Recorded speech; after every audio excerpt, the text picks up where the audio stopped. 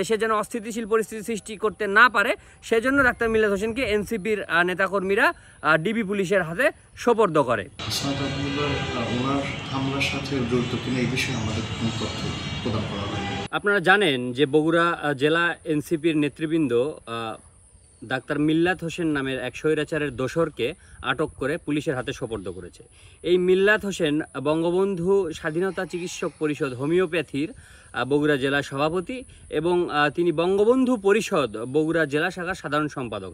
তিনি একজন চিহ্নিত স্বৈরাচারের দোসর এবং তিনি এই স্বৈরাচার পতনের পরবর্তী সময়েও নানাভাবে তিনি এই স্বৈরাচার আওয়ামী লীগকে প্রমোট করে আসছিলেন এবং আওয়ামী লীগকে এবং ছাত্রলীগকে সুসংগঠিত করার জন্য নানাভাবে তিনি প্রমোশন করে আসছিলেন এবং আর্থিক অনুদান তিনি দিচ্ছিলেন।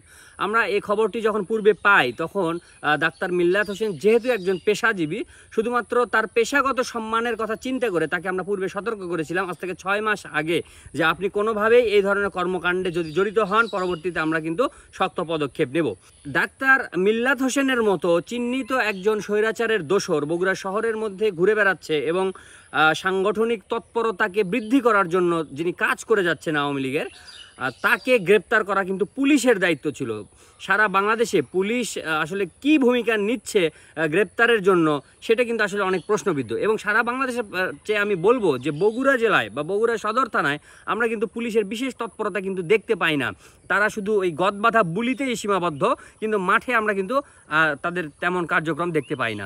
পুলিশ যদি এই স্বৈরাচারের দোসরদেরকে যদি ঠিক সময় মতো যদি আটক করত তাহলে কিন্তু আজকে এনসিপির নেতাকর্মীদেরকে কিন্তু এই কাজটি করতে হতো না। পুলিশ যেহেতু তার কাজে ব্যর্থ হয়েছে সে কারণে বাধ্য হয়ে এনসিপির নেতাকর্মীরা ডাক্তার মিল্লাত হোসেন যেন এই আওয়ামী লীগের সাংগঠনিক কার্যক্রমকে যেন প্রমোট করতে না পারে, দেশে যেন অস্থিতিশীল পরিস্থিতি সৃষ্টি করতে না পারে সেজন্য ডাক্তার মিল্লাত হোসেনকে এনসিপির নেতাকর্মীরা ডিবি পুলিশের হাতে সোপর্দ করে।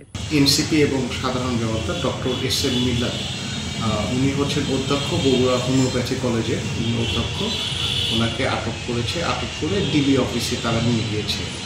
এই আটকের সময় প্রথমে তার সঙ্গে ধস্তাধস্তিকালে তিনি আহত হন। পরবর্তীতে তাকে চিকিৎসা শেষে জিডি মূলে তাকে থানায় এনে জিজ্ঞাসাবাদ করা হয়। এই জিজ্ঞাসাবাদকালে তিনি শ্রমিক দলের, এটি হচ্ছে আমাদের সদর থানায় একটি মামলা রুজু হয়েছে, মামলার নম্বর হচ্ছে 10। এটি 16 আগস্ট 2024 সালে এই মামলাটি রুজু হয়। এটি হচ্ছে শ্রমিক দল, বগুড়া শ্রমিক দল অফিসের ভাঙচুরের একটি ঘটনা, অগ্নিসংযোগের একটি ঘটনা। এই ঘটনার সাথে উনি সম্পৃক্ততার কথা স্বীকার করেন। পরবর্তীতে এই মামলায় তাকে চালান দেন তদন্তকারী কর্মকর্তা এসআই রাজীব সদর থানা। এই বিষয়ে আমরা অবগত নই। হাসনাত আবদুল্লাহ ওনার হামলার সাথে জড়িত কিনা এই বিষয়ে আমাদের কোনো তথ্য প্রদান করা হয়নি। শাইনি চুলে এখন হবে সব হেয়ারস্টাইল। সিল্কোর দ্বিগুণ শাইনি চুল প্রতিদিন। আমরা আমাদের যে সদর থানার যে মামলাটি, সেই মামলাতে তাকে গ্রেপ্তার দেখিয়েছি।